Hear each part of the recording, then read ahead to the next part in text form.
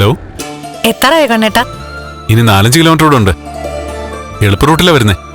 ആ, എന്റെ ഭാര്യയെ കാണാനുള്ള കൊതിയുണ്ട്. അവര് സന്തോഷത്തോടെ പിരിഞ്ഞായിരുന്നോ? സ്നേഹിക്കുന്നവർ തമ്മിലുള്ള വേർപിരിയില് സന്തോഷത്തോടെ അല്ലല്ലോ. ഉടനെ ഒത്തുകൂടാന്നുള്ള ഉറപ്പോടെ പോയത്. ഇനിയിപ്പോ താനുണ്ടാക്കിയതൊക്കെ അവർക്ക് എത്തിച്ചു കൊടുക്കണം.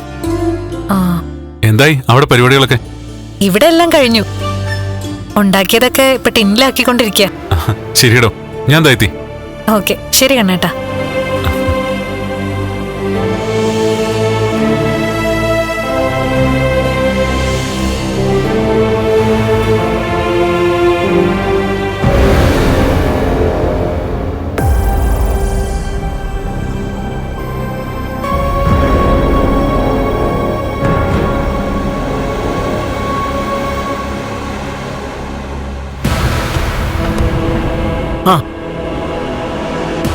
മോളെ മോളെ വാ, എന്തെങ്കിലും വന്ന് കഴിക്ക. എനിക്കൊന്നും വേണ്ട. മോൾ ഇന്ന് കരഞ്ഞതിന്റെ ഇരട്ടി മോളെ സന്തോഷിപ്പിക്കാന്ന് അച്ഛൻ പറഞ്ഞിട്ടുണ്ടല്ലോ. അങ്ങനെ വെറുതെ പറഞ്ഞാ മാത്രം പോരാ, അതിന്റെ കാരണം എന്താണെന്നും എനിക്കറിയണം. കാരണം ഒന്നുമില്ലാതെ അവൻ അങ്ങനെ പറയില്ലല്ലോ മോളെ. അതെന്താണെന്ന് പറഞ്ഞൂടെ? അതുകൊണ്ട് എന്താ കുഴപ്പം? അവൻ വരട്ടെ, നമുക്ക് ചോദിക്കാം.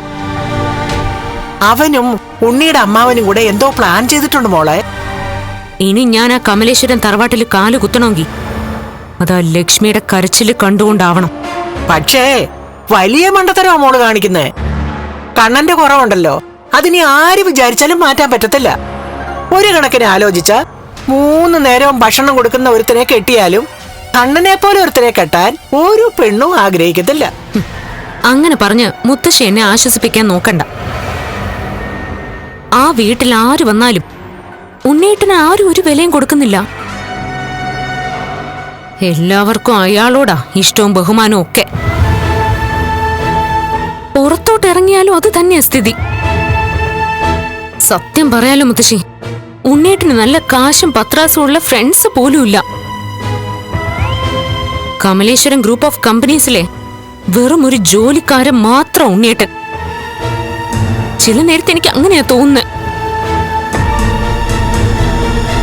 മോളെ മോളെ അതിനൊക്കെ മാറ്റം ഉണ്ടാവുന്നല്ലേ പ്രതാപം പറയുന്നേ. അതെങ്ങനെയാന്ന് നമുക്ക് നോക്കാലോ. എന്തായാലും നിന്റെ സങ്കടം നിന്നേക്കാൾ വേദനയാ നിന്റെ അച്ഛന്. അതിനവൻ പരിഹാരം കാണാതിരിക്കില്ല. ആ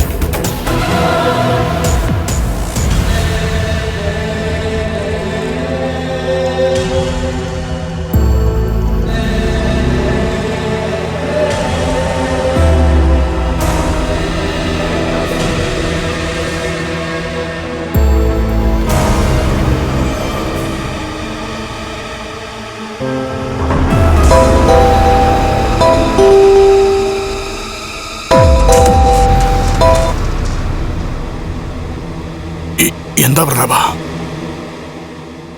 എന്താവാനാ? എല്ലാം ഓക്കെ.